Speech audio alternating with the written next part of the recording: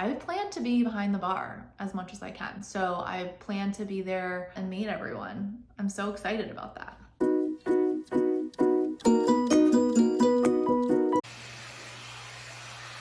Part of my get ready with me routine every day is swiffering the hair off the bathroom after I blow dry and straighten. I feel like I shouldn't have hair at the rate that I shed. It is a bit wild. I was in the process of filming a get ready with me and I realized there's really not that much in my routine. It was blow drying my hair, which you wouldn't be able to hear me talk. It was straightening it, which you could hear me talk, but I get distracted easily. It was putting on some eyeliner and some mascara and a little bit of cover up and calling it a day. So my routine is very quick, but it does always include swiffering the bathroom at the end of it because it looks like a giant came in and just vomited hair over the entire floor. And my floors are light colored. You see? The hair against it is quite startling. Sometimes you walk in and you're like, oh my God, what happened? There are like just streaks everywhere, but it's just my hair. Anyway, I was trying to film an update. One, bad at multitasking, and it hasn't improved that much over the last couple of weeks of practicing. But I also just don't have that much of an update from episode 3, where I met with the agents and discussed a potential location, got really excited about it. I haven't gotten feedback yet on my proposal that I submitted, so a lot of it is a waiting game. And I like to center my episodes around something that happened. So I found a place that I want to submit a proposal for, or, you know, we have a name, or just like milestones. But episode 4 doesn't really have a milestone, and that's where I was getting a little bit self-conscious, but I still wanted to put out some content because I do truly think that I am making progress, or at least I'm trying to tell myself that I'm making progress.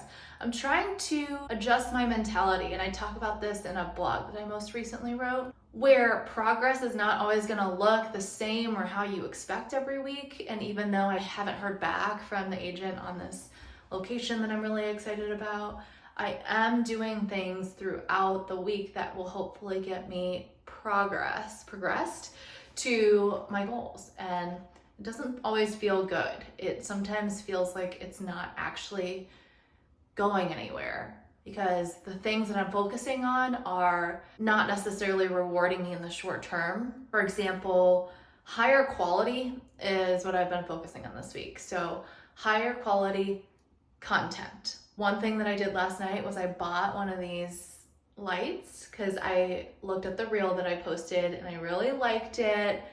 I liked the music. The issue was the quality of the clips was terrible, and it's grainy because now it's dark at 5 o'clock. So when you go to a restaurant anytime after 5 o'clock, it's like terrible unless you put on your flashlight, which is very startling in a restaurant environment at times. So anyway, I got this light from Amazon. Let me see if I could figure out how to work it.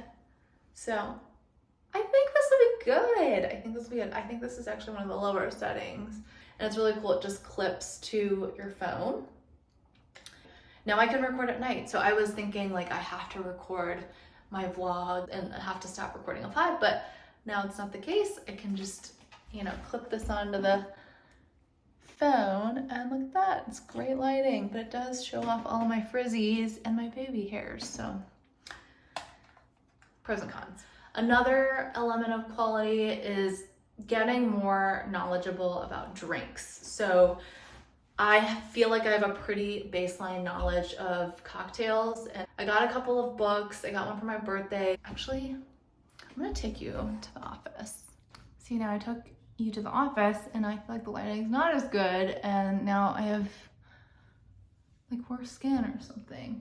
Or maybe I need to like get a different bronzer because why does my face look so dark?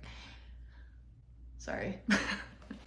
Okay, so another element of quality that I'm working on is just getting more educated. I got this from Zach for my birthday, Essential Book of Cocktails by the New York Times. I am obsessed with the the inside of it. Olives. I never really loved olives growing up, but now I love olives, and I am big into martinis. I think it starts really basic, but then you know, get into fun drinks like this. A Lambrusco Spritz, which is, I mean,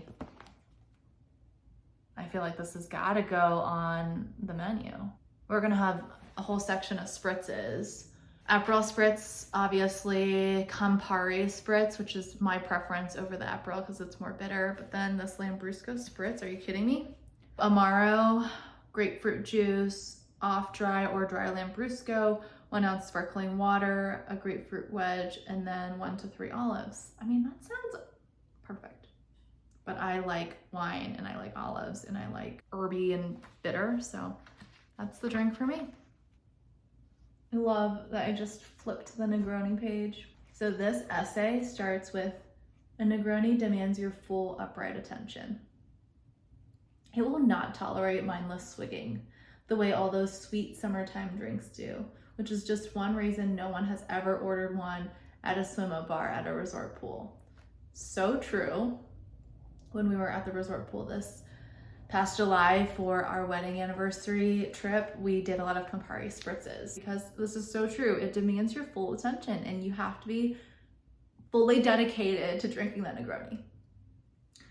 This is art. Okay, each sip telegraphs a terse forget-me-not message to the tongue, a pinprick of bitterness, demanding respect and contemplation. There's cheer in it, but grown-up, melancholy cheer, which makes the Negroni an ideal drink for end times. The end of summer, for instance, or the end of American prosperity. The perfect drink when the sky is falling, or merely the leaves. I love this. This is perfect. A deep sip for deep thinkers is what this is called, by Jonathan Miles. And then there are a couple of Negroni recipes. Oh, I'm obsessed. I'm just gonna spend probably all day reading tomorrow. And there's like poetry in here, basically. I'm obsessed. Thanks, Zach. I do plan on hiring a bar lead, by the way. So, well, one, a bar lead and a mixologist, preferably, to help consult on the menu. They can be the same person, but I'm looking for somebody to specifically help create the very first menu that we have out there. I have the whole design in my head and I actually put it to paper already, and I have at least what half of the drinks will be, including the spritzes that I talked about. But I want somebody who is an expert to help curate the rest of the liquor drinks. Just looking for somebody to help bring like a really palatable flavor across all the drinks that will be unique and interesting and thought-provoking, kind of like how that poetic Negroni description was, but then also speak to the general population in a way that is not intimidating or too far-fetched or out there. I'll be on the lookout for a mixologist to help consult. Obviously, we'll have a bar lead who will be the main bartender. I'll have a couple part-time people, and then I plan to be behind the bar as much as I can. So I plan to be there and meet everyone. I'm so excited about that. The last bit of quality that I want to talk about is just building routine. It's something that I blogged about yesterday. Previously, like the 8 to 5, 8 to 6 schedule was the routine, and you knew that in those hours you dedicated your time to whatever work demanded of you. You had this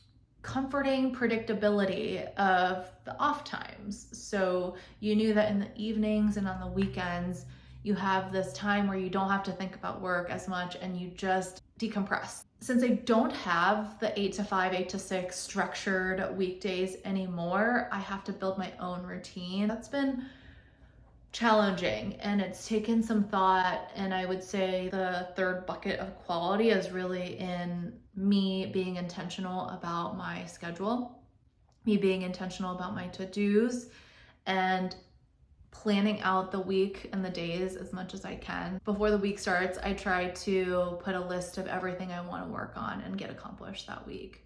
And then the night before, I will focus on what I want to do in that next day to get me there. I wanted to say a couple things related to YouTube before we wrap. I did click on a video of a girl, and I cannot remember her name. I will add it to the next frame. She put out a video and it was one of the most thought-provoking videos I've ever seen. It's her being a small creator. She had just a couple of hundred followers at the time, but she was consistently putting out videos, and the whole video was about how YouTube, despite her not being monetized and not gaining a ton of followers, has already changed her life because it's allowed her to gain confidence. She is time and time again coming in front of the camera and gaining more confidence, watching herself back in second person and really learning so much more about herself throughout the process. And I thought that was so accurate. Like, everything about that is accurate. It is so awkward to come on camera and chat and be natural. It's just so unnatural. Everything about this is not natural. But the way that she pulled this video together was art to me, and the way she talks about her experience is so mature, and I think that video absolutely deserved to pop off. Super inspiring, and that really made me think, like, even though I'm not gaining all these new followers, I'm still gaining so much from being vulnerable, speaking in front of a camera, and putting myself out there. That was number one about YouTube. And number two is, I don't know if you've noticed this, but I'm trying to be a little bit more natural, unscripted, just go with the flow, because I had somebody respond to a story on my Instagram saying, just be you. Just let your personality shine through, and like, people will naturally want to keep up. You know, people will naturally want to hear what you have to say. Just do things and put out videos that really allow you to come through. I'm a little bit conflicted about that, honestly, because I think some of the scripted stuff, like my last episode, which was fully scripted, I typed out everything I was gonna say about how much money I make, and then I basically recorded it line by line. So I had the script, I was recording a line or two, reading the next line or two, recording it, and I put it all together, and I felt like that was a pretty thought through video with a storyline. If people really appreciate the naturalness and just me speaking, like, maybe that works. Then I also watched a video about how you should never put out vlogs right off the bat because nobody knows who you are, so why would anybody care? Some people do know who I am through Instagram, and then a lot of the people who are following me, which, let's be honest, it's not that many people, are my friends. So I would guess that vlogs are probably okay for at least the current audience. Who knows? I need to think through whether it makes sense to do more scripted, planned videos, or if, you know, this natural flow works. I don't know. You tell me. Episode 4 is about me learning and me progressing, even though it doesn't feel like it in big ways. I still am doing some things that will help me get to my end goals, and I really, really, really appreciate you watching and being here and offering all of your support. It means the world. If you've been following me on Instagram for a while, you know that wrap of the days is a core lunchtime memory for me in corporate. I haven't made a lot of wraps lately. Figured we should today for old time's sake. Oh, last one.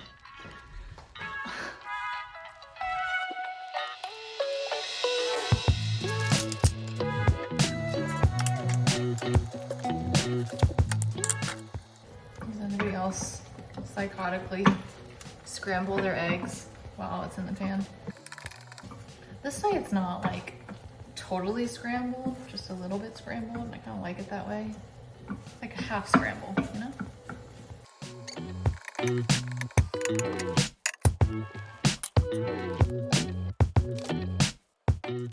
See if this avocado is still good. It's definitely questionable. Ooh, not bad. Not bad at all.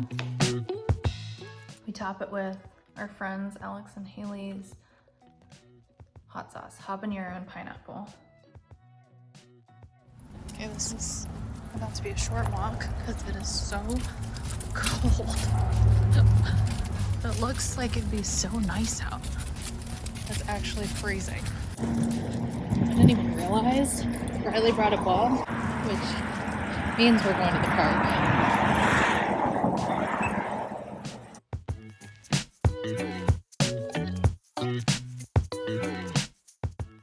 All right, we're about to do one where he's gonna catch it on the first bounce. Ooh, he got it.